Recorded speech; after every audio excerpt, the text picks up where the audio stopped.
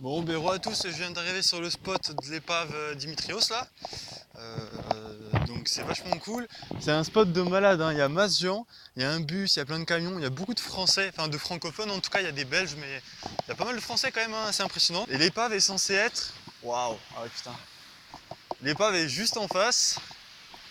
L'histoire officielle raconterait que en fait, le capitaine du bateau étant touché par une grave maladie, aurait décidé du coup de mettre route vers Sitios, donc en Grèce, qui est un port, pour se faire soigner. Malheureusement, acculé par ses dettes, il aurait donc abandonné son navire et son navire, du coup, une fois abandonné, aurait dépéri dans cet état-là. Donc, bon là, ça fait déjà un paquet d'années. Mais après, il y a une histoire un peu controversée, et du coup, qui peut-être celle-ci est un peu plus, on va dire, on est susceptible d'y croire un peu plus. C'est plutôt que c'était un navire de contrebande de cigarettes. Et ce qui se passe, c'est qu'ils avaient du coup fait étape au port. Et alors que les autorités se sont rendues compte que c'était pas du tout un navire marchand, disons classique, mais plutôt de contrebande, ils auraient décidé de le sortir du port et de le faire cramer.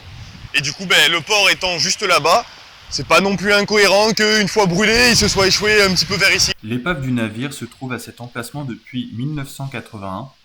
Son point le plus haut culmine à 15 mètres par rapport au niveau de la mer. On peut voir du coup que ce navire est quand même assez impressionnant et après du coup avec les années il a été tagué, recouvert de pas mal de choses. Ce qui est super important en fait c'est qu'il faut savoir qu'on peut y accéder super simplement. Il va falloir simplement vous équiper disons d'un short et des chaussures qui vont dans l'eau comme, comme j'ai pu le faire. Mais en tout cas très simple d'accès. Il n'est pas surveillé donc voilà c'est vraiment on va dire une attraction touristique hein, plus qu'un urbex caché ou voilà là honnêtement pour pouvoir y aller c'est très simple. Après, généralement, peu de gens rentrent à l'intérieur ou montent parce qu'il est dans un état tellement pitoyable, on va dire. Vous pouvez voir qu'il est vraiment très détérioré. Euh, Ça fait un peu plus de 40 ans qu'il est à cet emplacement. Il a eu le temps de rouiller et ça tient plus à grand chose. On va pouvoir dire ça comme ça. Donc là, on peut voir à l'intérieur. Et du coup, vous allez du coup pouvoir voir l'endroit par lequel je suis passé pour rentrer, en tout cas pour monter à l'étage supérieur. C'était pas simple, c'était vraiment tout rouillé de partout. Donc en tout cas, si vous vous y rendez, faites attention parce qu'il y a très vite moyen de se couper, je pense. En plus, j'étais tout seul, donc ce qu'il faut surtout pas faire. Bon, je vous laisse profiter de la suite de cette exploration et on en rediscutera après.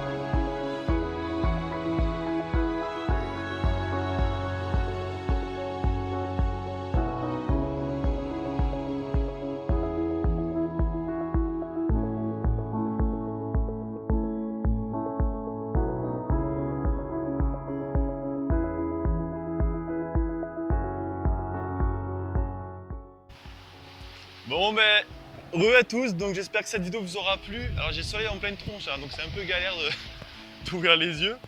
Mais en tout cas j'ai pris du plaisir à la faire. N'hésitez pas surtout à mettre un like, un petit commentaire, ça fait plaisir.